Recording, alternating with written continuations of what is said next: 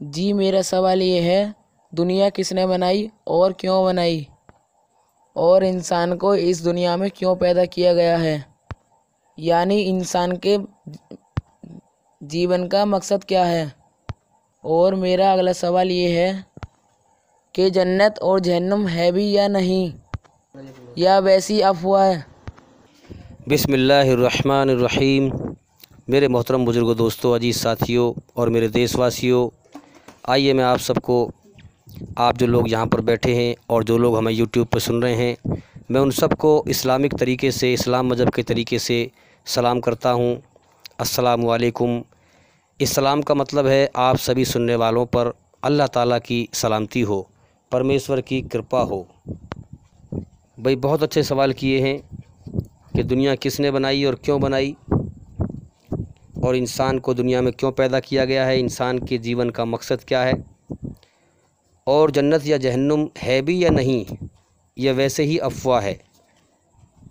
चलो ठीक है, आपके मन का सवाल है, आपने सवाल किया है, मैं जवाब दूंगा तो इंशाल्लाह बहुत सारे लोगों को एक यकीन, जमने वाला यकीन मिलेगा, उनको एक समझ मिलेगी, और दलील से हम बात करेंगे इंशाल्लाह, ताकि लोगों के दिल दिमाग में बात बैठे। क्योंकि ये ज़िंदगी इम्तिहान है, ना अल्लाह दिखाई दे रहा है, ना जन्नत दिखाई दे रही है, ना जहन्नुम दिखाई दे रही है। अब देखिए, इम्तिहान जब होता है, बच्चों के भी पेपर होते हैं, तो इम्तिहान के समय में सिर्फ प्रश्न के पेपर होता है, उसमें उत्तर नहीं होता। तो इसी तरह से हम देखें, इम्तिहान के समय में नतीजे, रिजल्टमेंट नहीं दिखता है, रिजल्टमेंट इम्तिहान के समय में नहीं मिलता है। इसी तरह से इस दुनिया में हम हैं, ये इम्तिहान का जहान है, ये पूरी दुनिया पेपर लेने का एक कमरा है जिसमें हमारा टेस्ट लिया जा रहा है। अब जो नतीजा है वो हमसे छुपाया गया है, हमारी आँख नहीं देख सकती। हमारी आँख जो मिट्टी की आँख है हमारी, ये जिससे हम संसार को देख रहे हैं, ये एक दूसरे की रूह को भी निकलते हुए शरीर में से नहीं देख सकती। क्या आप देखते नहीं हैं कि आपके सामने इतने लोग मरते हैं, जब उसके शरीर में से रूह निकलती है, क्या आपको दिखती है? नहीं दिखती। तो ये अल्लाह का छुपा हुआ सिस्टम है कि हमारी आँख, मुर्दे के अंदर से, इंसान के अंदर से जब रूह निकलती है, हमारे सामने मरता है इंसान और उसकी रूह निकल रही होती है, हमें पता, हमें दिखता भी नहीं है आँख से। तो ये गैबी सिस्टम है अल्लाह का। तो अब हम समझें इस बात को। मैं सवाल का जवाब देने से पहले आप सभी सुनने वालों से रिक्वेस्ट करता हूँ, आपकी खुशामद करता हूँ। जो भाई, हमारे भाई या बहन यूट्यूब पर हमें सुन रहे हैं, चाहे वो किसी भी धर्म से हैं, सबका मालिक एक है। वीडियो को पूरा ज़रूर सुने भाई, ताकि सच्चाई के बारे में ज़रूर मालूम पड़े। मौत से पहले पहले हम होश में आ जाएं, जाग जाएं। तो वीडियो को पूरा ज़रूर सुने। अच्छी लगे तो आप लाइक कर दें, शेयर कर दें, जितना हो सके उतना फैलाएं। सच्चाई पर खुद भी चलें और सच्चाई को फैलाएं। पहला सवाल आपका ये है, दुनिया किसने बनाई और क्यों बनाई। चलो, ये तो अच्छा है कि आप ये कह रहे हैं दुनिया किसने बनाई और क्यों बनाई, वरना बहुत से लोग तो ये कहते हैं दुनिया का बनाने वाला कोई है ही नहीं, ऑटोमेटिक सिस्टम है, चल रहा है अपना आप।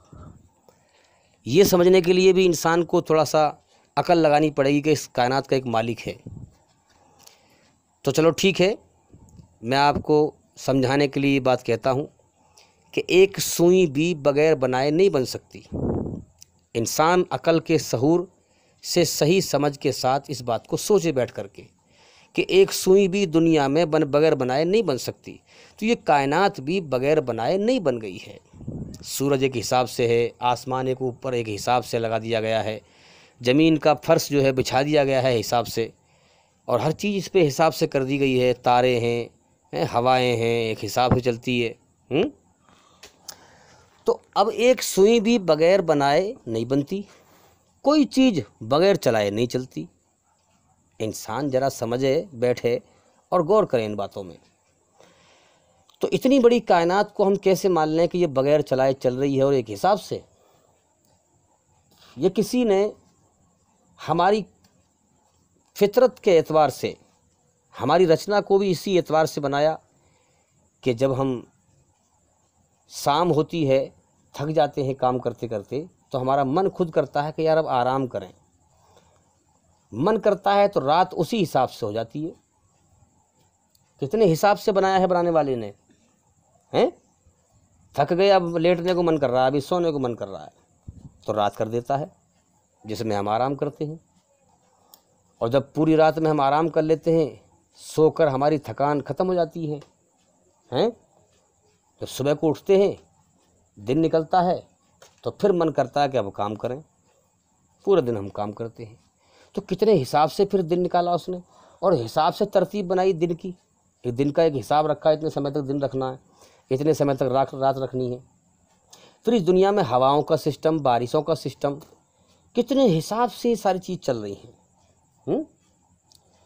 अब बहुत से जो कमअकल लोग हैं वो समझते हैं कि भाई हिंदुओं का खुदा अलग है, मुसलमानों का अलग है, क्योंकि अकल का सही इस्तेमाल करते नहीं, अल्लाह की लोग खोज करते नहीं, इसलिए दुनिया में गुमराह हैं। और गुमराह इंसान धरती पर फसादी फैलाता है, जो सही ज्ञान नहीं रखता है। अब मैं आपसे एक सवाल पूछता हूँ, अगर इस कायनात के 2 मालिक भी होते तो उनमें कभी तो झगड़ा होता, कभी तो उनमें फसाद होता। भाई अगर हिंदुओं का मालिक अलग होता, मुसलमानों का अलग होता है, तो झगड़ा होता उनमें। भाई एक जो है हवा को चलाता, दूसरा रोक देता। समझ में आ रही है बात? या फिर ऐसा होता कि जो है हिंदुओं के लिए बारिश होती, मुसलमानों के लिए ना होती, या मुसलमानों के लिए होती, हिंदुओं के लिए ना होती। ईमानदारी से बताओ, जब बारिश होती है तो उससे सभी उठाते हैं फ़ायदा, है कि नहीं? हिंदुओं के खेतों में भी पानी बरसता है, मुसलमानों के खेतों में पानी बरसता है। जब ठंड पड़ती है तो सारी जितनी धरती पर जितने इंसान है, चाहे किसी भी मजहब का हो, सब के लिए पड़ती है कि नहीं? जब गर्मी पड़ती है सबके लिए पड़ती है। तो इस बात से अकल नहीं खुलती क्या कि सबका मालिक एक है? अकल में नहीं आती इतनी सी बात? अरे भाई अगर गुमराह होकर मर गए तो जहन्नुम की आगे फिर आगे। पहली गौर कर ले इस बात पे हम। कोई मामूली खेल नहीं है, कोई खेल तमाशा नहीं है। जीवन का समय बर्बाद कर लिया ऐसे ही तो फिर आगे नरक की आग है, हमेशा हमेशा की तबाही है। फिर अगर नाव में सुराग हो, नज़रअंदाज करके आप बैठ जाएं तो डूब के मरोगे, नहीं मरोगे? अरे जीवन का समय बीता जा रहा है, ये जीवन बेकार नहीं मिला है, बर्बाद करने को नहीं मिला है। अपने मालिक की तरफ गौर करो, मौत के बाद ज़िंदगी है, उसकी तैयारी करो। अगर तुमने इस रास्ते को नज़रअंदाज कर दिया तो फिर आगे जहन्नुम की आग का समंदर है, खेल तमाशा नहीं है।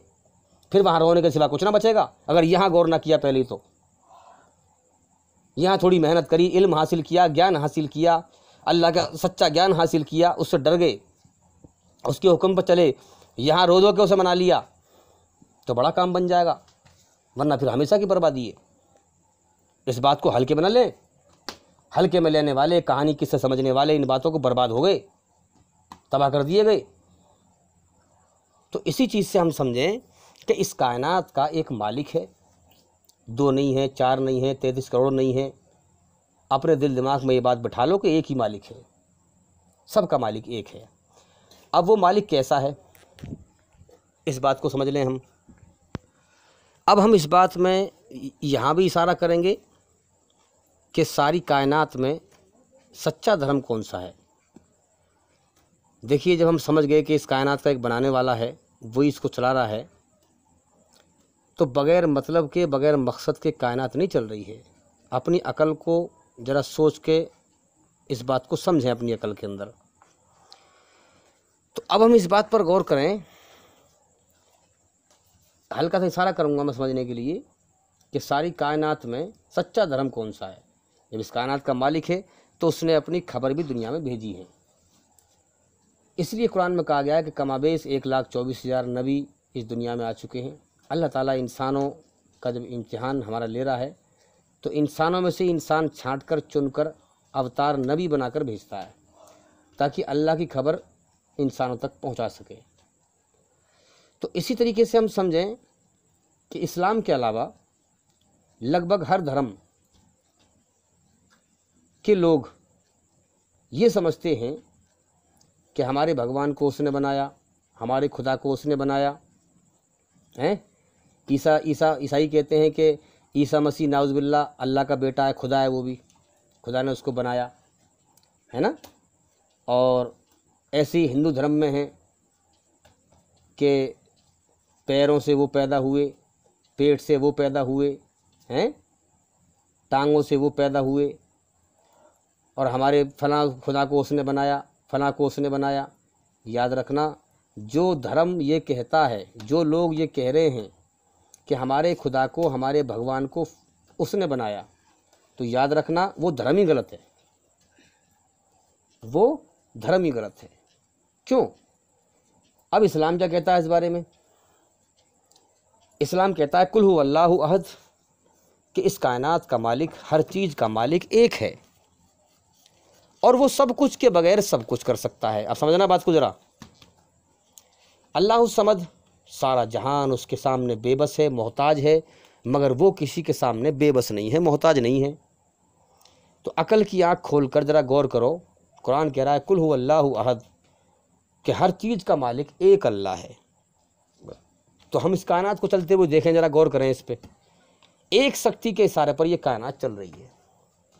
कायनात की हर चीज़ हमें ये बता रही है, चाहे वो ज़मीन हो, आसमान हो, सूरज हो, चांद हो, हर जो चीज़ जैसी है अपने कर्मों से वो दिखा देती है कि मैं ऐसी हूँ। तो कायनात की हर चीज़ हमें बता रही है कि मैं एक मालिक के बंधन में बंधी हुई हूँ।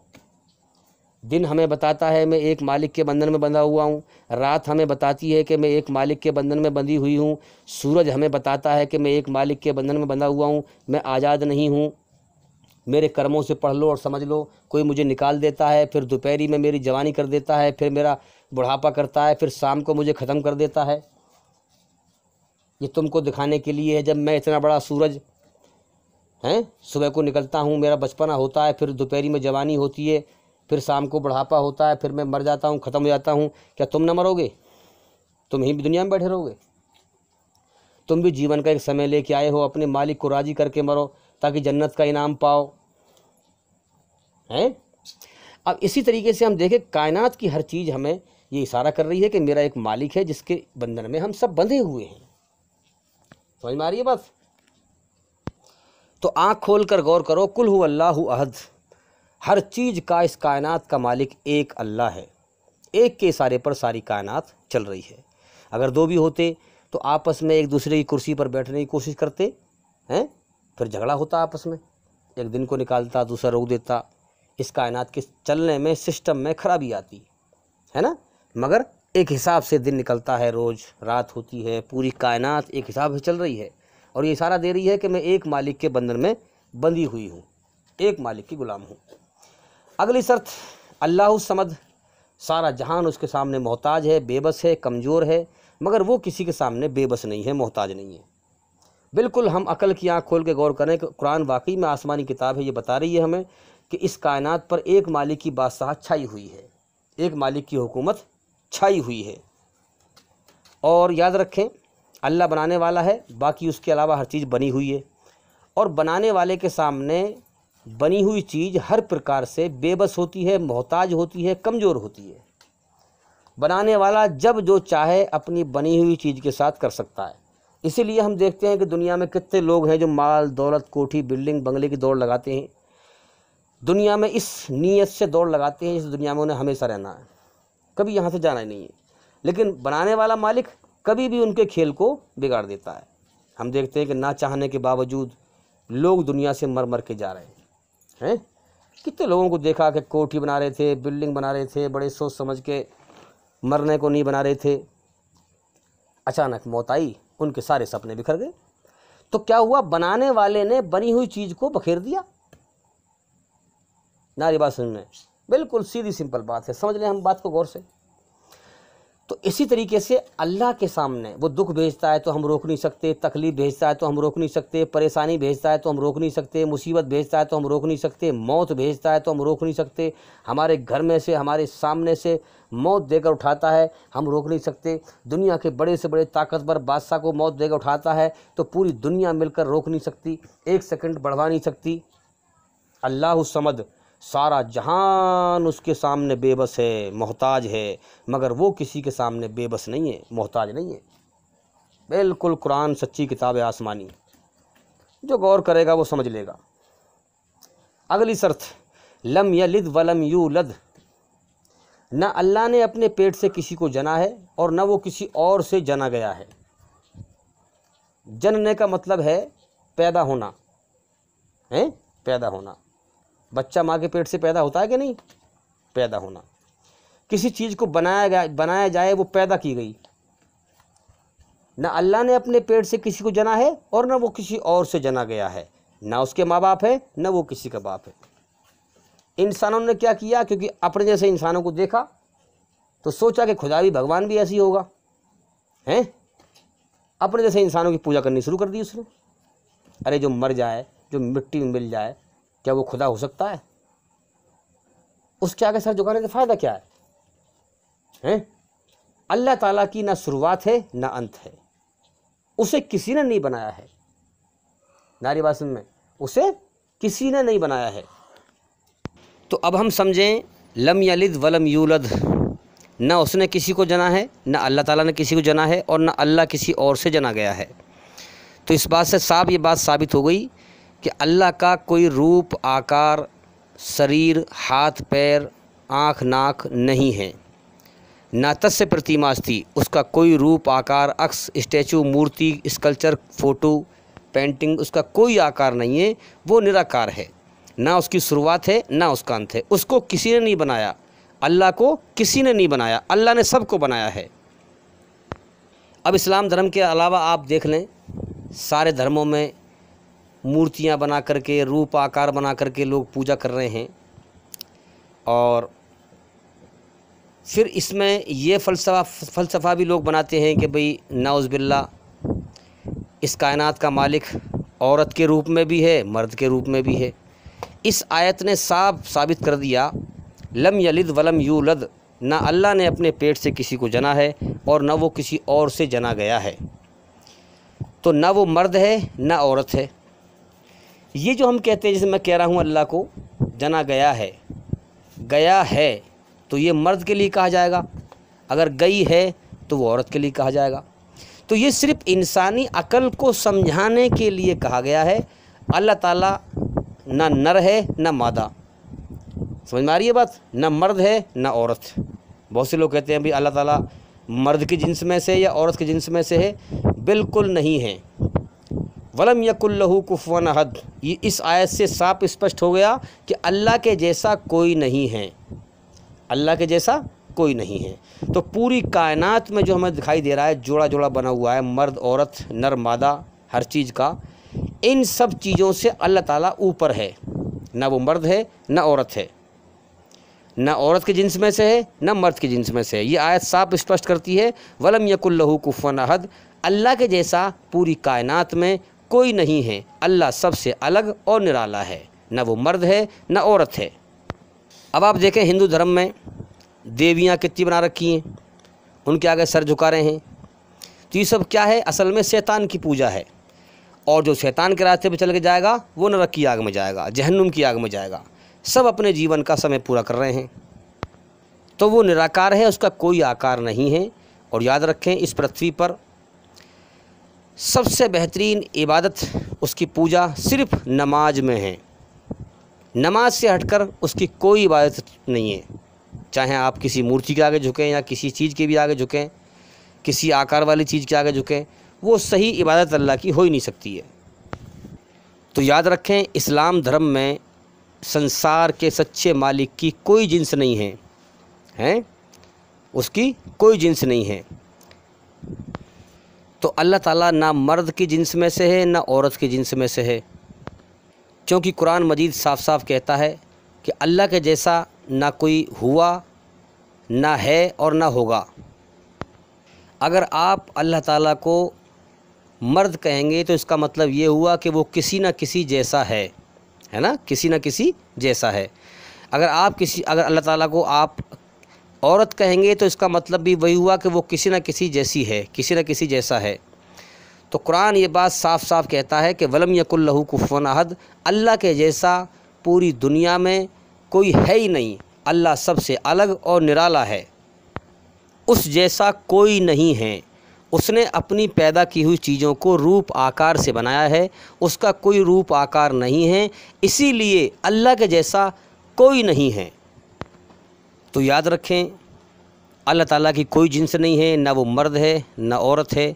सिर्फ कुरान में समझाने के लिए जो कहा जाता है कि अल्लाहु समद, सारा जहान उसके सामने बेबस है, मोहताज है, मगर वो किसी के सामने बेबस नहीं है, मोहताज नहीं है। तो अल्लाह को जो कहा जाता है ये सिर्फ़ इंसानी अक़ल को समझाने के लिए कहा जाता है, वरना कुरान हमें ये यकीन देता है वलम यकुल्लहु कुफ़ुवन अहद, अल्लाह के जैसा कोई नहीं है, उसकी मिसाल कोई नहीं है, उसका मिसल कोई नहीं है, वो यकता है।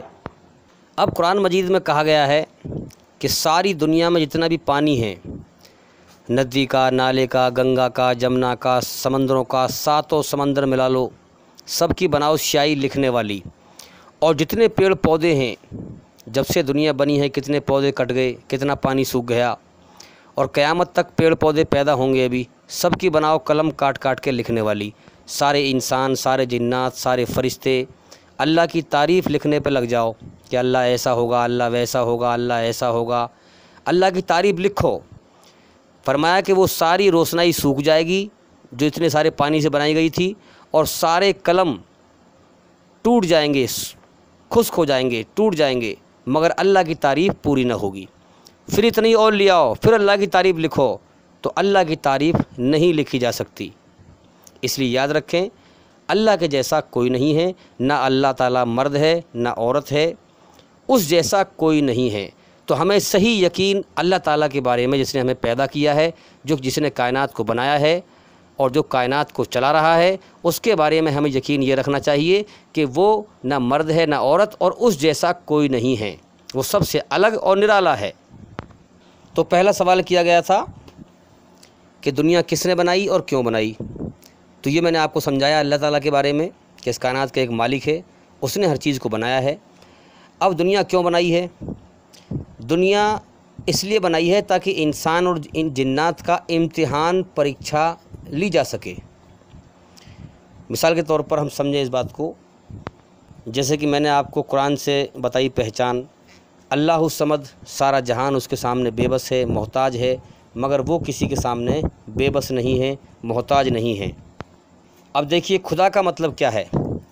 खुदा जिसको किसी ने नहीं बनाया, और वो हस्ती, वो जात, मैं समझाने के लिए कह रहा हूँ इस बात को, वो हस्ती, वो शक्ति जो अपने बाकी रहने में किसी की मोहताज नहीं है। पूरी कायनात में हर चीज़ अपने बाकी रहने में अल्लाह ताला की मोहताज है, मगर अल्लाह ताला अपने बाकी रहने में, अपने ज़िंदा रहने में किसी के भी आगे कमज़ोर नहीं है, तो उसको किसी की ज़रूरत ही नहीं है। वो जब कोई काम करने पे आता है तो वो सिर्फ़ एक हुक्म देता है, कुन फयकुन, यानी हो जा, समझ लो हो गई। ज़मीन को एक हुक्म दिया, ज़मीन पैदा हो गई। ज़मीन का एक कण ना था, जर्रा ना था, ज़मीन को हुक्म दिया, ज़मीन पैदा हो गई। आसमान का एक जर्रा न था, एक कण न था, आसमान को हुक्म दिया, आसमान पैदा हो गया। हम कोई चीज़ बनाएंगे, मिसाल के तौर पे हमें कुर्सी बनानी है, तो उसके लिए हमें लकड़ी की ज़रूरत पड़ेगी, चोबों की ज़रूरत पड़ेगी, तब जाके हम कुर्सी बना पाएंगे। अल्लाह को किसी की भी ज़रूरत नहीं है, सब उसके मोहताज हैं, मगर वो किसी के आगे मोहताज नहीं है, बेबस नहीं है। जब वो कोई काम करने पे आता है तो वो सिर्फ़ एक हुक्म देता है और वो चीज़ बन जाती है। तो इसी प्रकार से अल्लाह ताला अपनी मखलूक पैदा करता है, और इसीलिए उसने पैदा हमें इसलिए किया है ताकि हम उसकी इबादत करें, उसकी पूजा करें, क्योंकि उसको हमारी ज़रूरत नहीं है। अगर हम उसकी इबादत करेंगे तो हमारा ही फ़ायदा है उसमें। ऐसा नहीं कि अल्लाह का कोई काम अटक रहा है, हम उसमें सहारा लगा देंगे तो वो काम हो जाएगा, नहीं। अल्लाह के सामने सब बेबस हैं, मोहताज हैं, उसको किसी की ज़रूरत ही नहीं है। इसीलिए उसने अपनी इबादत के लिए हमें पैदा किया कि तुम मुझे राज़ी करो और मेरा इनाम पाओ। मुझे किसी की ज़रूरत नहीं है, सबको मेरी ज़रूरत है। तो जो मेरी इबादत करेगा, जो मुझे राज़ी करके आएगा, मैं किसी के सामने बेबस नहीं हूँ। जिससे मैं राज़ी हो गया, मैं उसको फिर हमेशा हमेशा का जीवन जन्नत का अता करूँगा, अपना इनाम दूँगा। और जो मुझे नाराज़ करके आया, मैं उसको सजा दूँगा फिर। तो उसने ये दुनिया इम्तिहान लेने के लिए, यानी एक परीक्षा लेने का, ये दुनिया एक कमरा है, अल्लाह ने बनाया है टेस्ट लेने के लिए, पेपर लेने के लिए। अब अल्लाह ताला, उसने हमें पैदा किया। अब इंसान को क्यों पैदा किया गया, ये भी सवाल है आपका। इंसान के जीवन का मकसद क्या है? तो इस सवाल का जवाब आप देखिए कुरान मजीद में साफ साफ दिया गया है। अब देखिए, कोई चीज़ किसी ने बनाई। अब आप, कोई गाड़ी है, कोई गाड़ी बनाई किसी ने, कोई भी चीज़ बनाई किसी ने, तो किस लिए वो चीज़ बनाई है? जिसने उसे बनाया है वही आपको सबसे बढ़िया जवाब दे सकता है कि मैंने इस चीज़ को किस लिए बनाया है। इसलिए हमें जिस मालिक ने बनाया है, अल्लाह ने बनाया है, वही हमें सही जवाब दे सकता है कि उसने हमें क्यों बनाया है। तो कुरान एक आसमानी किताब है जिसमें अल्लाह ताला हमें खुद बता रहा है कि मैंने इंसान को क्यों बनाया है। अगर आप कुरान जिस ज़बान में भी आप बोलते हैं, उस ज़बान में आप कुरान को पढ़िए।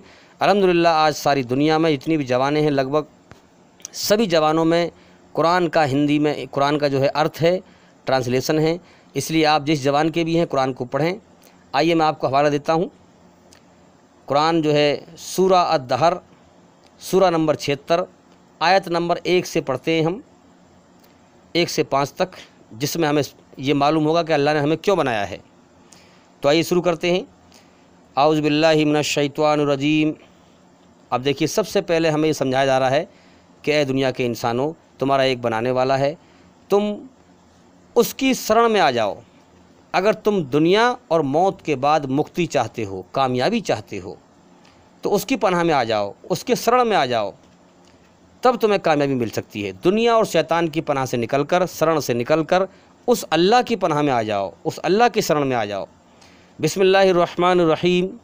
अल्लाह के नाम से मैं शुरू करता हूँ इस कुरान को पढ़ना, जो निहायत ही मेहरबान, बहुत रहम करने वाला है। अब देखिए आगे पढ़ते हैं आयत नंबर 1 से लेकर सूरा अद-दहर।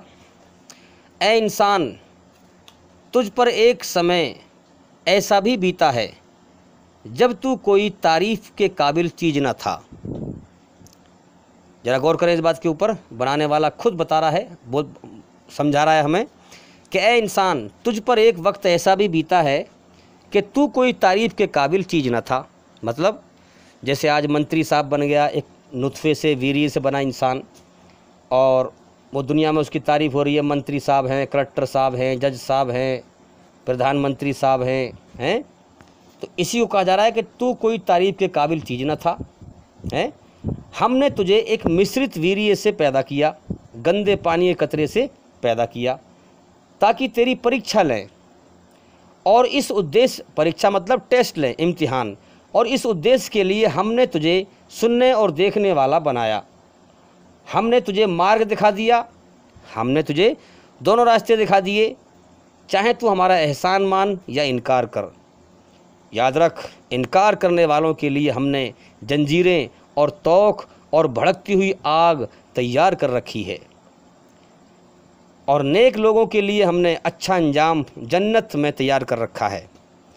तो अब इस बात से हम समझें, इसका खुलासा करते हैं। अब तो इस आयत में, इस सूरा में साफ जाहिर हुआ कि इंसान का बनाने वाला इस बात को बता रहा है कि इंसान इसका कोई वजूद ना था, कोई तारीफ़ काबिल चीज़ ना था। हमने इसको गंदे पानी कतरे से बनाया, फिर सुनने वाला और देखने वाला बनाया, ताकि इसकी परीक्षा ली जाए।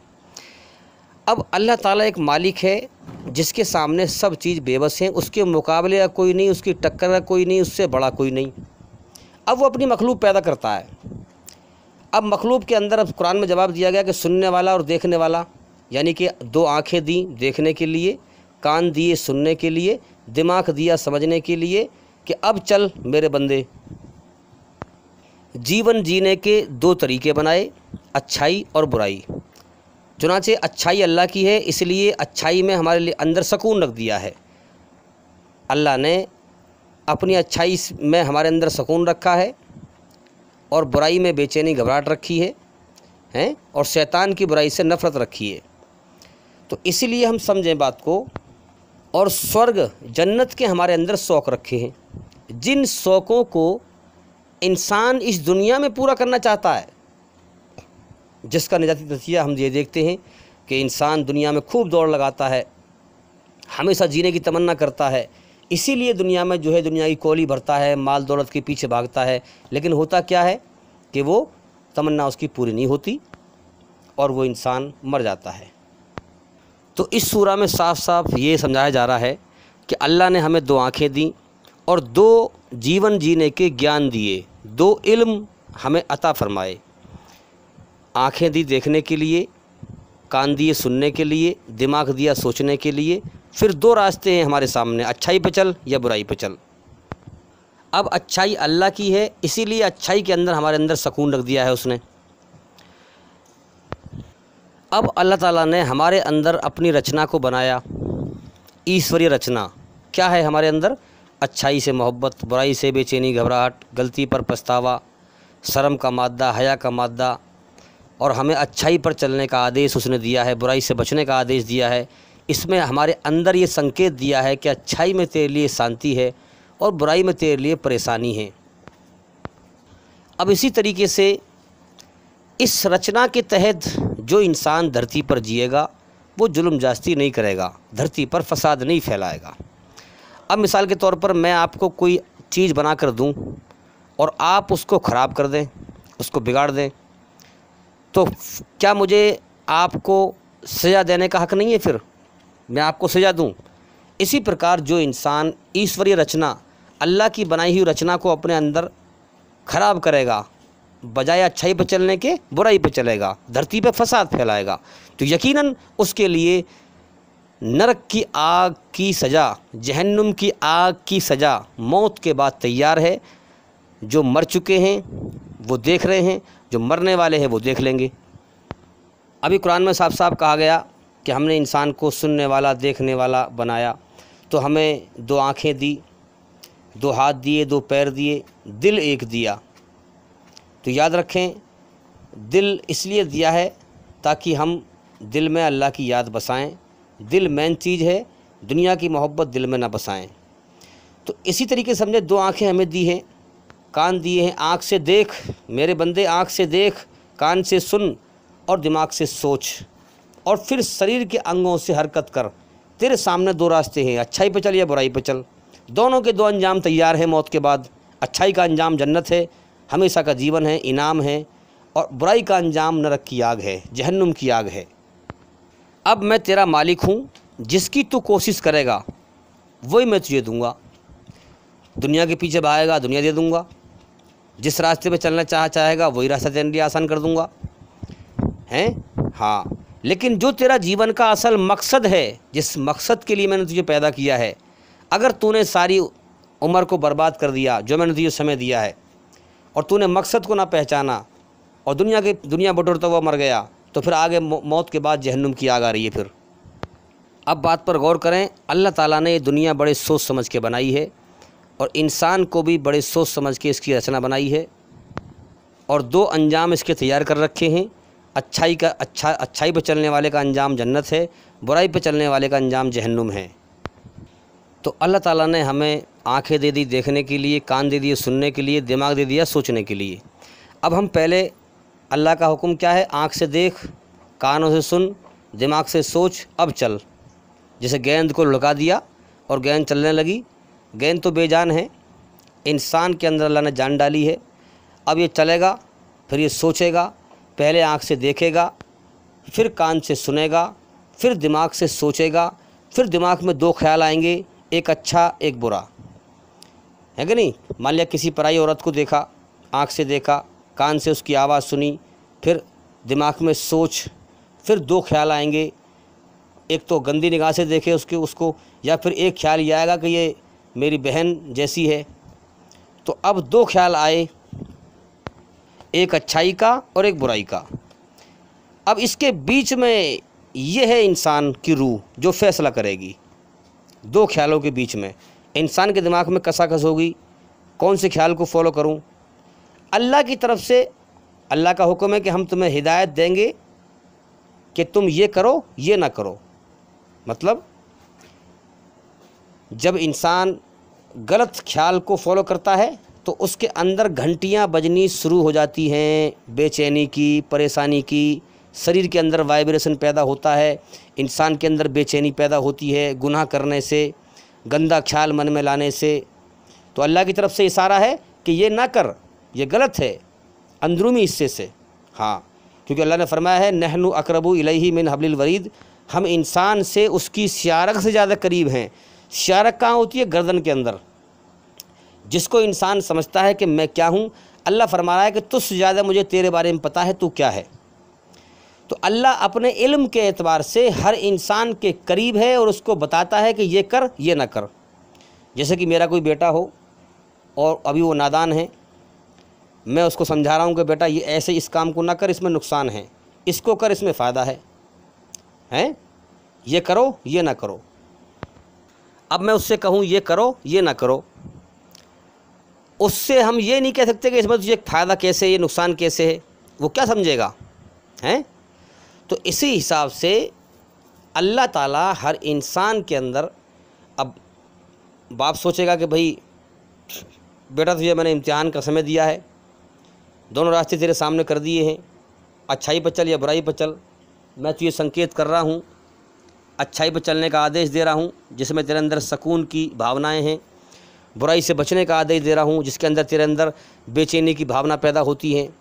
मैंने तुझे एक वक्त दे दिया है, अगर तू नहीं मानता तो इसका अंजाम बुरा होगा, है कि नहीं। तो इसी हिसाब से फिर इंसान को फिर बाद में पछतावा होता है कि मैंने ऐसा गलत किया, मेरे बाप ने मुझसे सही कहा था और मैं समझ नहीं पाया था, बाद में उसे एहसास होता है। तो इसी हिसाब से अल्लाह ताला जो हमारा बनाने वाला है, उसने हमारी रचना के आधार पर फिर हमारी रहबरी करता है वो, और हमें समझाता है, दो रास्ते हमें दिखा दिए, यानी कितनी रहनुमाई करता है हमारी, कितना दयालु है वो कि हमारे अंदर से हमें दो भावना पैदा होती हैं, फिर उसके बीच में हम फैसला करते हैं और उसमें अल्लाह ताला हमें दिखाता है उसके बीच में कि अच्छाई पर चल बुराई से बच। जब हम कोई गुनाह करने लगते हैं, गुनाह की सोचने भी लगते हैं, तो हमारे अंदर अल्लाह ताला घंटियाँ बजा देता है, बेचैनी पैदा कर देता है, वाइब्रेशन पैदा कर देता है कि ये मत कर, इसका अंजाम गलत होगा, ये काम मत कर, इसका अंजाम गलत होगा। लेकिन हम उस अच्छाई की आवाज़ को दबा कर और बुराई पर चढ़ बैठते हैं हम, तो फिर वो मालिक है, जैसे चलना चाहोगे, जीवन के समय को जिस चीज़ में लगाओगे, फिर तुम्हें वैसे ही बदला देगा वो मौत के बाद। तो जिस प्रकार बाप बच्चे से कहता है कि बेटा ये कर ये ना कर, तो बच्चा नादानी में समझ नहीं पाता और वो उसका उल्टा करता है। तो बाप की तरफ से मान लो समय दिया गया है, फिर उसमें बाद में उसे होश आया कि हाँ मैं गलत था। इसी तरह से जो इंसान अल्लाह की बनाई हुई रचना के खिलाफ चलेगा, बुराई पर चलेगा, जीवन का समय बर्बाद कर लेगा, फिर उसे मौत पे होश आएगा कि हाँ मैं ही गलत था, मैं ही गलत रास्ते पर चल रहा था, तो फिर उस वक्त पछताने से फिर कुछ नहीं बनेगा भाई, क्योंकि जीवन का समय, परीक्षा का समय बर्बाद हो चुका होगा। अब बाप हमसे कह रहा है कि बेटा उस फला काम को ऐसे करना, अब हमने कर दिया उसका उल्टा, तो बाप को गुस्सा नहीं आएगा। इसी प्रकार से अल्लाह ताला हमारी रहबरी करता है, हमें राह दिखाता है। उसने हमारे अंदर अपनी रचना को बनाया है। कैसी रचना? कि जब हम कोई गुनाह कर बैठते हैं या गुनाह का इरादा करते हैं तो हमारे अंदर अल्लाह ताला बेचैनी पैदा कर देता है, हमें संकेत देता है कि इस पर ना चल, हमारे अंदर वाइब्रेशन पैदा कर देता है, हमारे अंदर जो है घंटियाँ बजना शुरू हो जाती हैं कि इसको मत कर, इसका अंजाम गलत होगा। अगर हमने जीवन का समय बर्बाद कर दिया अल्लाह की रचना के खिलाफ चल करके, बुराई पर चल करके, तो फिर अल्लाह हमें मारना मारेगा, फिर हमें जहन्नुम में सजाना देगा वो। जब एक हमें गुस्सा आ सकता है अपनी औलाद के ऊपर, हैं कि मैंने तुझे इशारा किया था कि इस पर ना चल, इस पर चल, तो तू नहीं मानी मेरी बात, हैं, तो बाप हमें पीटेगा, फिर मारेगा। इसी प्रकार से अल्लाह भी ने भी हमारी रचना बनाई है और वो हमें इशारे करता है। मिसाल के तौर पे मैं समझाऊंगा आपको कि मान लो मिसाल के तौर पे कोई चीज़ पड़ी हुई है और वहाँ पर कोई नहीं है। अब शैतान ने मन में ख्याल डाला कि भाई फ़लाँ चीज़ पड़ी है, अगर तू इसको कमा के लाएगा तो बहुत महंगी आएगी, लिहाजा ऐसे में मौका है, कोई है नहीं, इसको चुरा ले। एक समझाने के लिए कह रहा हूँ मैं, इसको चुरा ले। अब एक ख्याल मन में आएगा कि नहीं यार ये गलत काम है, अगर किसी ने देख लिया तो फिर मैं जलील हो जाऊँगा, मेरी बेइज्जती होगी और इसका अंजाम भी अच्छा नहीं होगा। दो ख्याल आए मन में। एक ख्याल दुनिया का 4 दिन का लालच, दुनिया, एक तो दुनिया है ही धोखा, ये ज़िंदगी ऐसी है, कल ख़त्म हो जाए, आज ख़त्म हो जाए, अभी ख़त्म हो जाए, इसका कोई भरोसा नहीं है। इस दुनिया का धोखे में इंसान नशे में रहता है। ज़िंदगी का तो पल का भरोसा नहीं है और जीता है ये गुमान लेकर मैं दुनिया में हमेशा रहूँगा। ज़रा ईमानदारी से एकांत में बैठकर तसल्ली में गौर करो अपने जीवन के ऊपर कि जब से आपने होश संभाला है आपके सामने कितने लोग मर गए होंगे। ये दुनिया भाई मरने मिटने का जहान है। यहाँ इंसान दुनिया के नशे में रहता है अपने, यानी कि जो इंसान अल्लाह से नहीं डरता, उसकी खोज नहीं करता, वो नशे से बाहर नहीं निकलता अपने, यानी बड़ा अजीब सिस्टम है इस कायनात में अल्लाह का बनाया हुआ। भाई मैं तो बड़ा हैरान हूँ कि इंसान अपनी आँख से देखता है और फिर भी अंधा है। सच्चाई को अपनी आँख से देख रहा है कि मेरे सामने लोग मर के जा रहे हैं और फिर भी अपनी मौत से बेहोश है, अंधा है, दुनिया में ऐसे जीता है जैसे हमेशा रहेगा, और फिर मर ऐसे जाता है जैसे दुनिया में कभी आया ही ना हो। अब देखो ना, हर इंसान को पता है कि मुझे एक दिन ज़रूर मरना है, लेकिन फिर भी वो दुनिया में ऐसे रहता है जैसे उसे कभी मौत ना आएगी, दुनिया में उसे हमेशा रहना हो। ये कितना खतरनाक दुनिया का नशा है भाई। तो अब उसने सामने वो चीज़ देखी पड़ी हुई, दाएं बाएं देखा, उसे कोई ना दिखाई दिया। अब मन में ख्याल आया कि इसको उठा ले, वैसे कमा के लाएगा तो बहुत महंगी आएगी, तेरा काम बन जाएगा। एक ख्याल आया कि नहीं, ये गलत है, इसका अंजाम गलत होगा, अगर तू यहाँ देख लिया किसी ने तो जलील होगा और इसका अंजाम भी अच्छा नहीं होगा। दो ख्याल आए। अब दोनों ख्यालों के बीच इसके दिमाग में कसाकस होती है। ये है रूह, इसका टेस्ट है। कसाकस ये होती है, इसको करूं या ना करूं, उठाऊं या ना उठाऊं। समझ में आ रही है बात? उठाने का इरादा करता है तो फ़ौरन घंटियां बजना शुरू हो जाती हैं, शुरू घबराहट की, परेशानी की, वाइब्रेशन हमारे अंदर। ये अल्लाह की तरफ से इशारा है, हैं? हाँ। और ना उठाता है तो दिल सुकून में आता है कि यार ना करूं तो दिल सुकून में रहेगा। तो अब ये अगर उठा लेता है तो इसने बुराई का रास्ता अपना लिया, अल्लाह की रचना के खिलाफ इसने कर्म करना शुरू कर दिया। याद रखें, पहले अल्लाह ने इंसान को ऑप्शन दिया है आँख से देखने का, दो आँखें दी हैं, फिर कान से सुनने का, फिर दिमाग से सोचने का, फिर सोचता है, फिर समझता है, फिर शरीर के अंगों से कर्म करता है। शरीर के अंगों से निकलने वाले कर्मों पर अल्लाह ने इंसान का फैसला रखा है। अब अगर इसने वो अच्छाई की आवाज़ को दबा दिया जिसके संकेत मिल रहे थे इस काम को ना कर, और शरीर में घंटियां बजी, बुराई पर सोचने पर वाइब्रेशन पैदा हुआ, घबराहट पैदा हुई, फिर भी इसके बावजूद लालच इस पर हावी हो गया और उसने वो चीज़ उठा ली हैं, और उसे किसी ने नहीं देखा, क्योंकि अल्लाह ताला अपने बंदे पर रहम करता है। जब चोर कोई चोरी करता है, पहली बार ना पकड़ा जाएगा, दूसरी बार ना पकड़ा जाएगा, तीसरी बार ना पकड़ा जाएगा, तो चौथा के फिर अल्लाह की मार पड़ती है। तो अल्लाह रहम करने वाला है, बंदे को सुधरने का मौका देता है। तो पहली बार उसने उठाई, उसे किसी ने नहीं देखा, वो बड़ा खुश हुआ, लालच उसे लग गया। फिर उसे लालच लगा फ्री में हराम की कोई चीज़ मिल जाए, फिर दोबारा करेगा, फिर तिबारा करेगा। अल्लाह ने उसे बचाया, लेकिन फिर भी वो बाज ना आया। फिर चौथा करेगा, फिर क्या होगा कि फिर वो पकड़ा जाएगा, फिर उसमें दुनिया में जलील होगा, मार लगेगी। और अल्लाह का ये संकेत है कि इसका अंजाम मौत के बाद भी बुरा होगा। इसीलिए एक हदीस में आता है कि जब कोई मुसलमान पहली बार शराब पीता है तो अल्लाह की तरफ से रोक लगती है। रोक का मतलब मन में ख्याल आता है कि गलत काम है, इसको ना कर, ना पी इसको। दोबारा पीता है तब भी रोक लगती है, तिबारा पीता है तब भी रोक लगती है। चौथा के जब पीता है तो अल्लाह ताला अपने गजब और गुस्से में आकर उसका नाम गुनहगार लोगों में लिखवा देता है। और जब वो बाज नहीं आता, बुराई पर बढ़ता रहता है आगे, फिर अल्लाह ताला उसको बुराई की ढील दे देता है, क्योंकि वो मालिक है। अब अगर अच्छाई की राह पर चलना चाहेगा तो मैं अच्छाई की ढील दे दूँगा, बुराई की राह पर चलना चाहेगा तो बुराई की ढील दे दूँगा, मैं तेरा मालिक हूँ। तो अगर तू दिल की गहराई से, लगन से, मेहनत से अच्छाई की राह पर चलना चाहेगा तो मैं तेरे दिमाग में अच्छाई के ख्यालात डालता चला जाऊँगा, अच्छाई का रास्ता तेरे सामने खोलता चला जाऊँगा, मैं तेरा मालिक हूँ। अगर तू दिल की गहराई से, लगन से, मेहनत से, देखिए एक तो होता है जुनून चढ़ जाना और एक होता है खाली वैसे ही सोचना। जब इंसान को किसी भी चीज़ का जुनून चढ़ जाए, बस उसी पर अल्लाह का फैसला है। इसीलिए हमने लोगों को कहते हुए सुना है दुनिया में कि दिल से आप जो काम करोगे ऊपर वाला ज़रूर उसे पूरा कराएगा। तो जुनून चढ़ जाए इंसान को, अल्लाह का फ़ैसला है। अगर तू अच्छाई पर चलना चाहेगा और तुझे जुनून चढ़ जाएगा, दिल की लगन से, मेहनत से चलना चाहेगा, तो मैं तेरे लिए अच्छाई का रास्ता खोलता चला जाऊंगा, तेरे दिमाग में अच्छाई के ख्यालात भी डालता चला जाऊंगा। अगर तू दिल की गहराई से, लगन से, मेहनत से, जुनून से बुराई की राह पर चलना चाहेगा तो मैं तेरे लिए बुराई के रास्ते भी खोलता चला जाऊंगा, तेरे दिमाग में बुराई के ख्यालात भी डालता चला जाऊंगा। लेकिन मैं तेरा मालिक हूँ, मैंने तुझे ज़िंदगी का समय दिया है, इस समय को बर्बाद ना कर, मेरी रचना को बर्बाद ना कर, मेरी रचना के तहत चल, धरती पे फसाद ना फैला। तो याद रखें, अल्लाह ताला हमारा मालिक है, जिस काम को हम करना चाहेंगे उसी का रास्ता हमारे लिए खोल देगा। क्या आपने कभी महसूस नहीं किया जब आप कोई काम करते हैं, कितनी बार ऐसे होता है कि हमने देखा है लोगों को कहते हुए, अरे कि यार फ़लाँ चीज़ मिल गई वरना ये काम हो ही ना पाता। जो लोग अल्लाह को जानते हैं वो अल्लाह के बारे में कहते हैं, अल्लाह का शुक्र है इस काम का जरिया ना था, फ़लाँ चीज़ मिल गई वरना ये काम नहीं हो पाता। तो अल्लाह ताला जरिया बना देता है उस चीज़ का, अल्लाह ताला राहें खोल देता है उस चीज़ की कर्म करने के लिए इंसान को। अब कर्म जैसे किए हैं अल्लाह मालिक है, उसका फिर बदला भी देगा। इसलिए कुरान में कहा गया है मालिक यौमुद्दीन, अल्लाह ताला बदला दिए जाने के दिन का मालिक है, सबको बदला देगा जैसे कर्म किए हैं।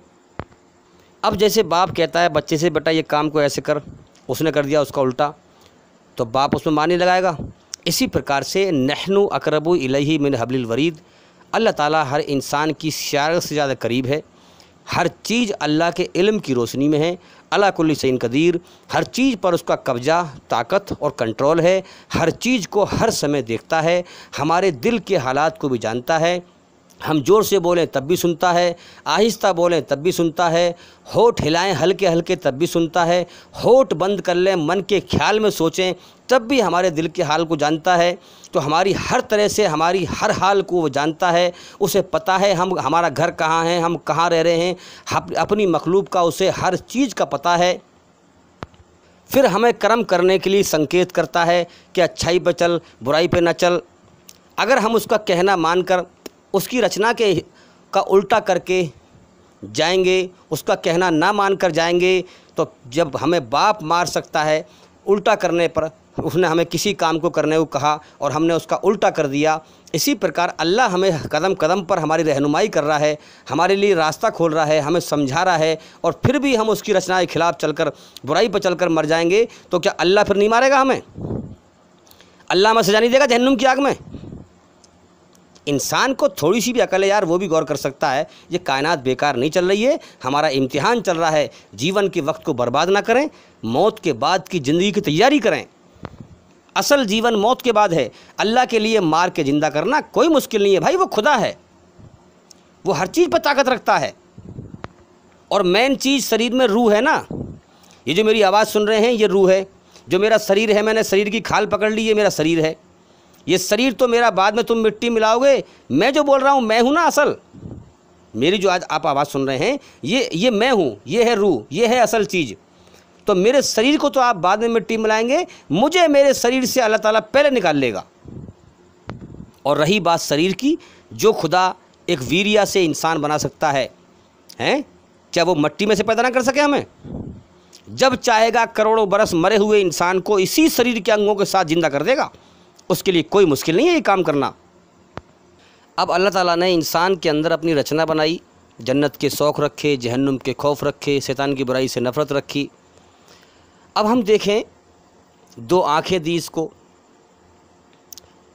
कि सच्चाई को भी देख और झूठ को भी देख, दुनिया के धोखे को पहचान, सच्चाई को जान कि तेरा एक मालिक है। इस दुनिया में जन्नत की ख्वाहिशों को पूरी ना कर। जो लोग धोखे में खेलते हैं आप देखते हैं उनको कि वो उनकी अकल इतना धोखा खाती है दुनिया में कि वो दुनिया बटोरने में धर्म का चोला ओढ़ करके जिन्हें कितने ढोंग रचा करके कितने ढोंगी तरीके अपना करके और दुनिया के अंदर बड़े बड़े माल दौलत बटोरते हैं, धर्म की आड़ लेकर के, कभी किसी चीज़ की आड़ लेकर के।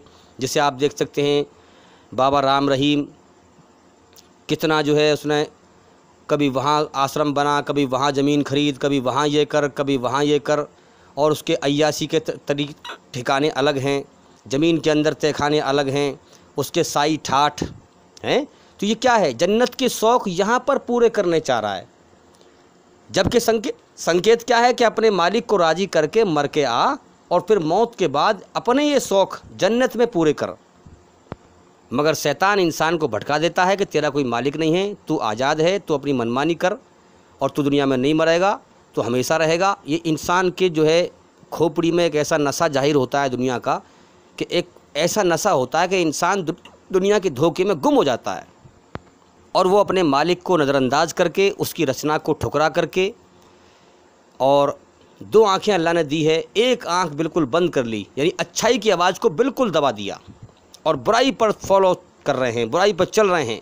हम देखें इंग्लैंड में कितनी बेहयाई है, कितनी बेशर्माई है, और इस कदर अच्छाई को दबा दिया है। अच्छाई के ख्याल को जो मन में आता है अल्लाह की रचना का है, और बुराई को इस कदर, यानी एक आँख बिल्कुल ही बंद कर ली, यानी कि मुझे मरना भी है, मौत के बाद ज़िंदगी है, मेरा एक मालिक है, वो मेरे कर्मों का हिसाब लेगा, मेरे अंदर अच्छाई पर सुकून है, बुराई में बेचैनी घबराहट है, एक आंख बिल्कुल बंद कर ली और सिर्फ एक आंख से वो देख रहे हैं कि बस दुनिया ही सब कुछ है, मेरा कोई मालिक नहीं है, मौत के बाद कोई हिसाब किताब नहीं है, कुछ नहीं होने वाला, ये कायनात अपने आप चल रही है, ऑटोमेटिक सिस्टम है।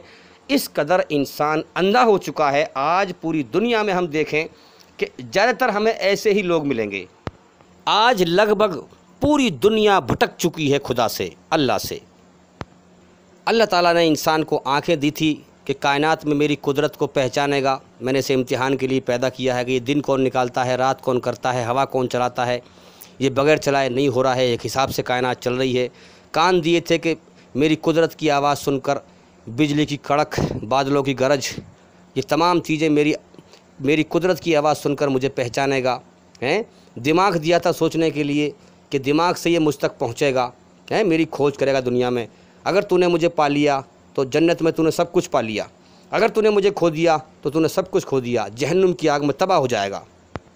मगर इसने अच्छाई की आवाज़ को बिल्कुल दबा दिया, एक आंख बिल्कुल बंद कर ली और निरानिरी दुनिया के धोखे को देखने लगा, सिर्फ कि यही दुनिया सब कुछ है, इसी में लूट मार करो, बदमाशी करो, जो कुछ करना है, इस जीवन को कामयाब करो, जिसके पास पैसा है वही बड़ा है, वही इज्जत वाला है।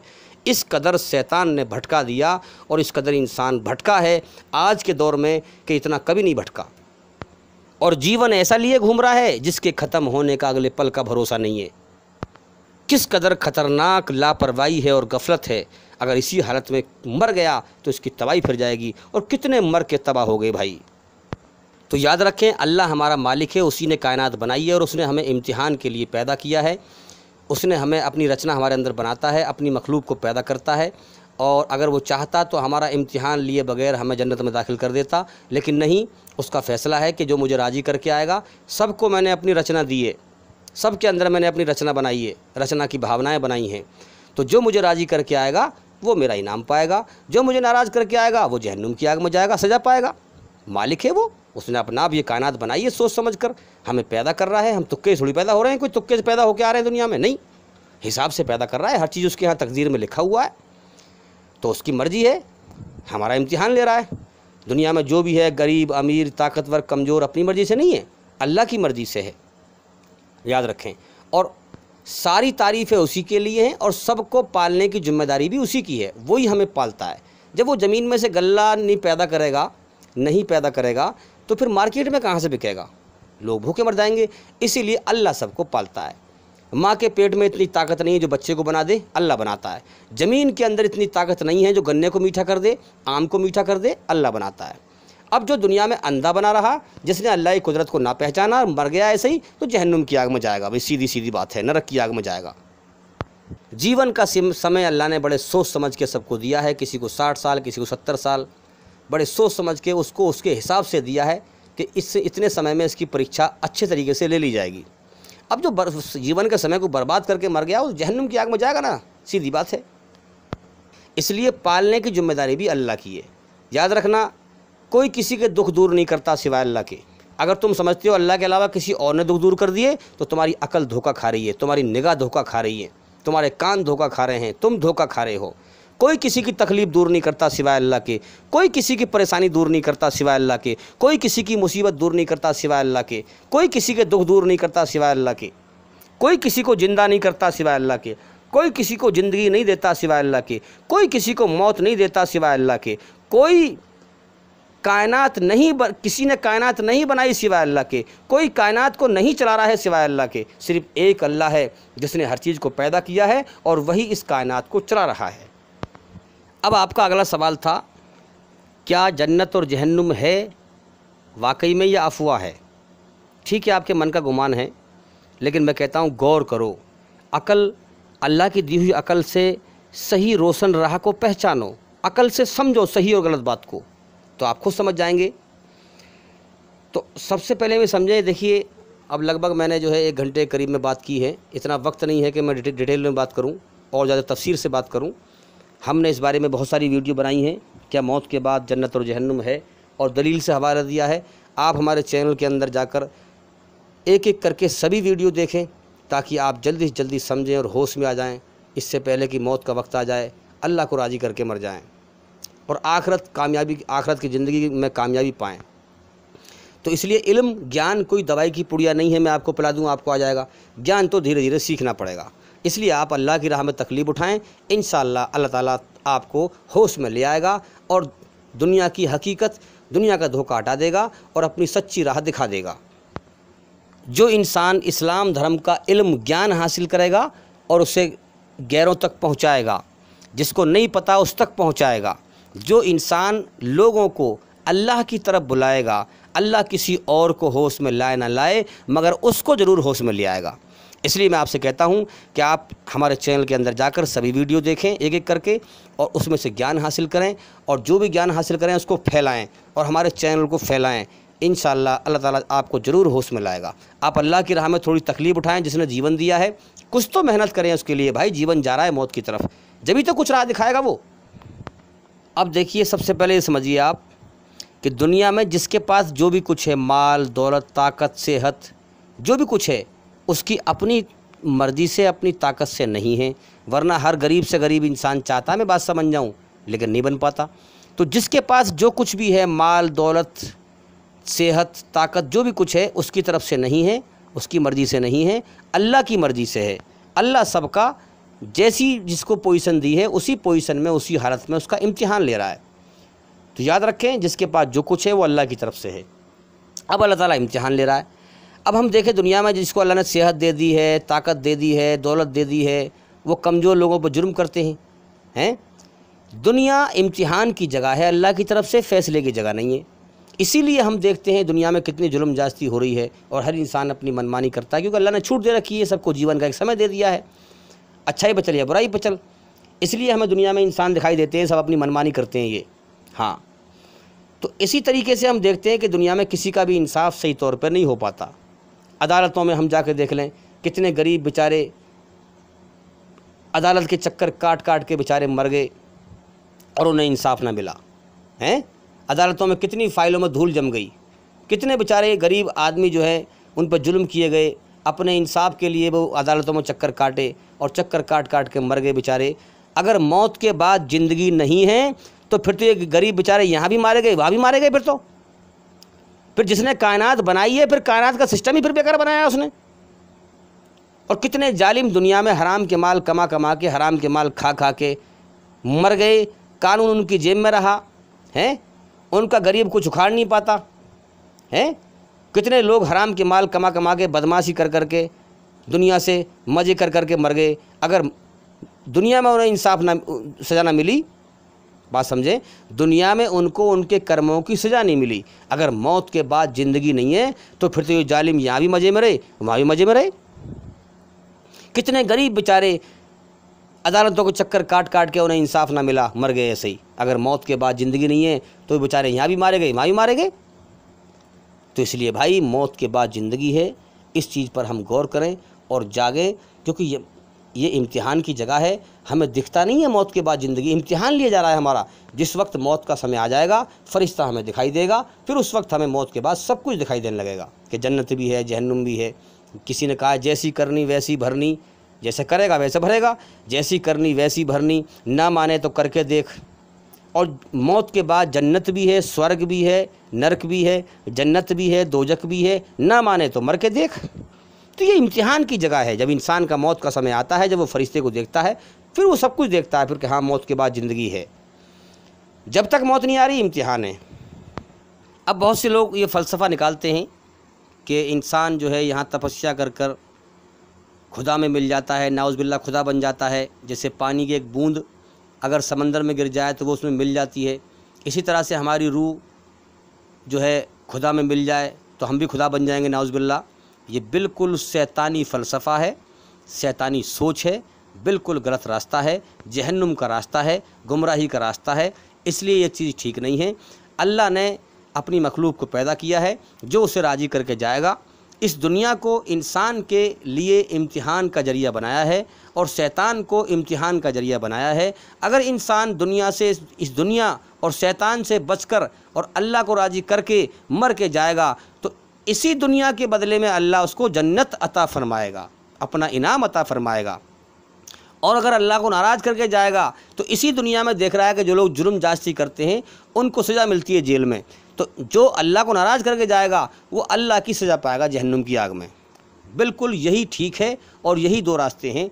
इसी तहत दुनिया चल रही है, अच्छाई बुराई को मिला करके, और इसके दो ही अंजाम हैं। इंसान के ज़िंदगी जीने के तरीके भी दो ही हैं और दो ही अंजाम हैं मौत के बाद, इसके अलावा और कुछ नहीं है। जो कहता है वो भटका हुआ है, जो इसके अलावा कोई और रास्ता बताता है वो खुद भटका हुआ है, शैतान के रास्ते पर है। अब देखिए, अल्लाह ताला बच्चे की रूह को बिल्कुल कोरी पैदा करता है दुनिया में, अपनी रचना बनाकर, ना उसके अंदर, यानी अल्लाह ताला अपनी रचना बनाकर उसको बिल्कुल रूह उसकी कोरी पैदा करता है। ना उसके अंदर कोई दुनिया की तलब होती है, ना दुनिया की मोहब्बत होती है। हैं जैसे ए इंसान, जब तू पैदा हुआ हैं, जब तू पैदा हुआ तो कितना मजबूर था, ये जहान तेरी सोचों से भी बहुत दूर था, तेरे हाथ पाँव भी तेरे अपने न थे, तेरी आँखों में दुनिया के सपने न थे। जब बच्चा पैदा होता है उसे क्या मालूम, उसे जो है कि औरत की हवस क्या होती है, माल की चमक क्या होती है, ज़मीन जायदाद की चमक धमक क्या होती है, सोने चांदी की अहमियत क्या होती है, हैं दुनिया की तलब क्या होती है, उसे क्या मालूम होता है। उसे तो बचपन में सुख दुख का भी एहसास नहीं होता। लेकिन जैसे जैसे बच्चा, अब देखिए, हमने माँ बाप को जरिया बनाया है इंसान की रूह को दुनिया में भेजने का इम्तिहान के लिए। फिर माँ बाप संभोग करते हैं, औरत के पेट में बच्चा बनता है, फिर वो दुनिया में बाहर आता है। फिर अल्लाह ताला दोनों माँ बाप के दिल में उसकी मोहब्बत डालता है ताकि वो उसको पाल सकें, परवरिश कर सकें। फिर दुनिया में उसे जीवन का समय दिया है, फिर दुनिया में घूमता है फिरता है, फिर कायनात का सिस्टम देखता है कि लोग यहाँ मर भी रहे हैं, इस ज़िंदगी ये दुनिया धोखा है, ये सब यहाँ धोखा देने पर लगे हुए हैं। दुनिया में एक दूसरे को लोग धोखा दे रहे हैं। दुनिया धोखे का घर है, दुनिया जो है मौत का घर है, खतरों का घर है, परेशानियों का घर है, मुसीबतों का घर है। मेरी रचना में यह है कि मुझे कोई दुख ना मिले, मुझे मौत ना आए, मुझे तकलीफ़ ना आए, मुझे परेशानी ना आए, मुझे दुख ना आए। मैं ये चाहता हूँ मुझे कोई परेशानी ना हो, लेकिन यहाँ तो मैं परेशानियों में घिर रहा हूँ। ये रचना इंसान महसूस करता है, उसके अंदर सवाल जवाब होते हैं। तो अब अगर ये अपने मालिक की तरफ गौर करता है शुद्ध भावना लेकर, सच्ची नीयत लेकर, तो बेशक अल्लाह अपनी सच्ची राह इसको दिखा देता है, दुनिया का धोखा हटा देता है, सच्चाई इसको दिखा देता है। और यहाँ दुनिया में कोई किसी का नहीं है, ना माँ ना बाप, ना भाई ना बहन, ना बीवी ना बच्चे। यहाँ दुनिया में कोई किसी का नहीं है। और ये बात अल्लाह ताला हर इंसान की मौत पर दिखा देता है दुनिया के अंदर ही। जब इंसान को मौत देकर उठाता है तो सारे रिश्ते नाते, सब कनेक्शन, सब उसके ख़त्म करवा देता है। एक सांस टूटते ही सब रिश्ते टूट जाएंगे, बाप माँ बहन बीवी बच्चे छूट जाएंगे, तेरे जितने हैं भाई वक्त का चलन देंगे और छीन कर तेरी दौलत 2 ही गज कफन देंगे। आज इंसान जिनको अपना कहता है सब ये तेरे साथी हैं, और कब्र है तेरी मंजिल और ये बराती हैं। लाके कब्र में तुझको उर्तफाक डालेंगे, अपने हाथों से तेरे मुंह पे खाक डालेंगे।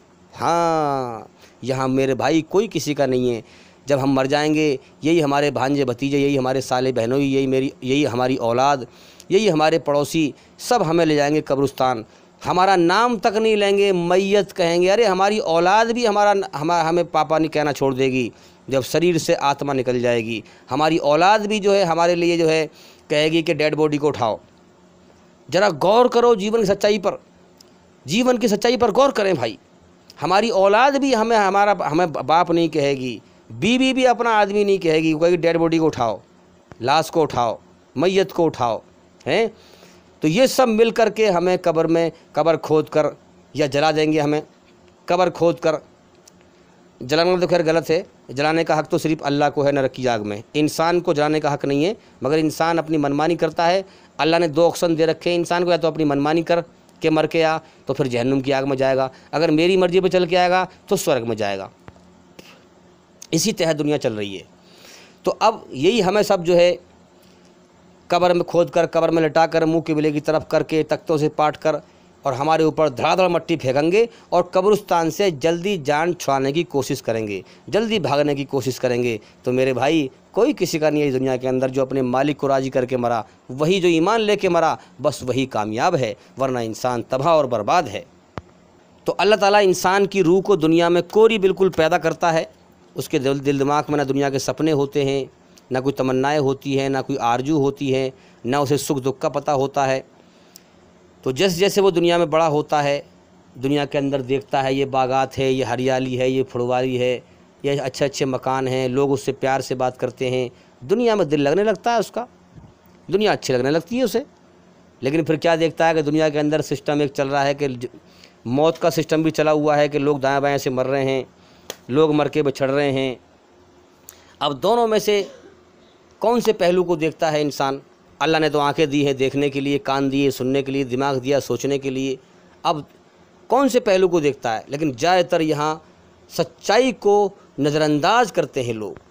हाँ, देखते हैं कि लाखों इंसान मर गए जब से होश संभाला है, मगर उस सच्चाई पे गौर नहीं करते कि मैं भी मरूंगा। अरे मुझे किसने पैदा किया है, क्यों पैदा किया है, मुझसे चाहता क्या है, मेरे जीवन का मकसद क्या है, मैं अपने मालिक की खोज करूं, जीवन के मकसद की खोज करूं, इस पर ध्यान नहीं देता इंसान। ध्यान कहाँ देता है? भाई इसने कितने बढ़िया कोठी बनाई है, मैं इससे बढ़िया बनाऊंगा, उसकी नौकरी वहाँ लग गई, मैं इससे अच्छी नौकरी लगाऊंगा।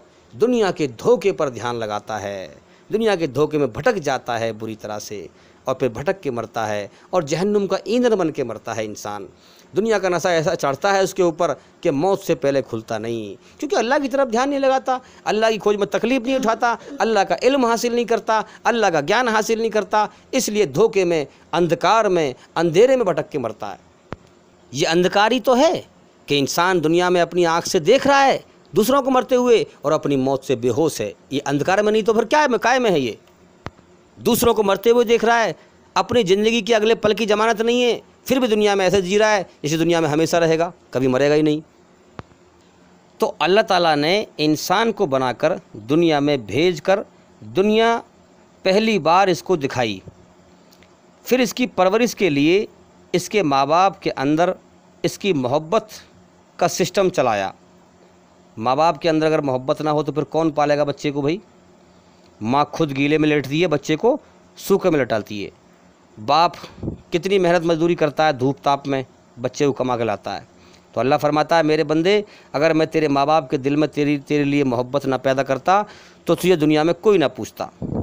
तो अल्लाह ने जो है माँ बाप के अंदर मोहब्बत पैदा करके तेरी परवरिश के लिए तेरा सिस्टम एक जरिया बनाया है।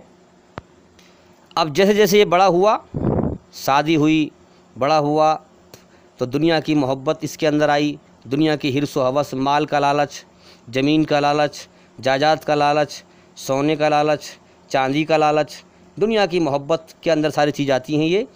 और दुनिया की मोहब्बत इसके अंदर आई। अल्लाह ने ज़िंदगी और मौत का सिस्टम यहाँ चला रखा है। इम्तिहान ये है कि मेरी दी हुई आँखों से, जिनमें मैंने नूर रखा है, रोशनी रखी है, मेरी दी हुई अकल से तो धोखे में खेलता है या सच्चाई पर गौर करके मुझे पा लेता है, मेरी खोज करता है। तो इंसान जो है दुनिया में हम देखते हैं कि धोखे के पीछे भागता है। अल्लाह ताला ने इसे ज़िंदगी का एक समय दे दिया है, किसी को 60 साल, किसी को 70 साल, बड़े हिसाब से अल्लाह ने दिया है सबको समय। अब अगर ये इस जीवन के इस समय में अल्लाह को राज़ी करके मरता है तो अल्लाह इस दुनिया के बदले में इसे बेहतरीन जन्नत की दुनिया अता करेगा, देगा। और अगर दुनिया की सारी मोहब्बतों का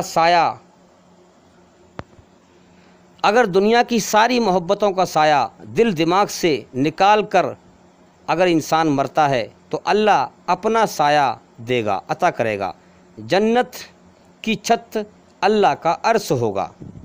क्या मतलब? जो अपना दिल बेरोक ले जाएगा अल्लाह के पास। बेरोक का मतलब क्या? कि दुनिया की किसी भी चीज़ में उसका दिल नहीं अटकेगा, अल्लाह की याद में, यानी उसका दिल किसी चीज़ में ना अटके, सबको छोड़ता चला जाए और अल्लाह के पास चला जाए, अल्लाह के पास उसके जाकर दिल रुके। बेरोक दिल लेके जो जाएगा, दुनिया की मोहब्बत से खाली होकर जाएगा उसका दिल, वही कामयाबी पाएगा। तो जिसका दिल अल्लाह का अर्श बन जाएगा वही मौत के बाद कामयाबी पाएगा। याद रखें इस चीज़ को। अल्लाह ने आँख 2 बनाई हैं, हाथ 2 बनाए हैं, पैर 2 बनाए हैं, दिल एक बनाया है। ये दिल अल्लाह के लिए है। इस दिल में हम दुनिया की मोहब्बत ना बसाएं, अल्लाह की मोहब्बत बसाएं, इससे पहले कि मर के जाएं। और याद रखें अल्लाह ने फरमाया है तौबतन नसूहा, मेरे बंदे ए मेरे पैदा किए हुए इंसान, इससे पहले कि मैं तुझे मौत देकर तुझसे दुनिया में सब कुछ छुड़वा दूँ, तू पहले ही छोड़ दे। क्या मतलब? दुनिया छोड़ के कहीं भागना नहीं है, दुनिया में रहना है, अल्लाह के हुक्म पूरे करने हैं। इस्लाम में दुनिया ही दीन है, याद रखें। अल्लाह के हुक्म पूरे करने हैं, मगर दुनिया की किसी चीज़ से मोहब्बत नहीं करनी है, दिल नहीं अटकाना है अपना। ये जो चीज़ कभी भी छूट सकती हो उससे क्या दिल लगाना, दफ़ा करो जिसे छोड़ ही जाना, उस पर दिल क्या लगाना, उसमें जान क्या लगाना। तो दिल किससे लगाना है? अल्लाह ताला से।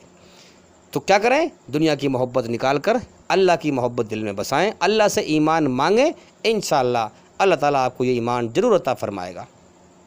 तौबतन नसूहा, इससे पहले कि मेरे बंदे मैं तुझे मौत देकर अपनी तरफ लौटाऊं, सब कुछ छुड़वा दूं, तू पहले ही मेरी तरफ लौट जा, मुझसे माफ़ी मांग और मेरा बन जा। सारा जहान बेवफा, मैं वफ़ादार हूँ।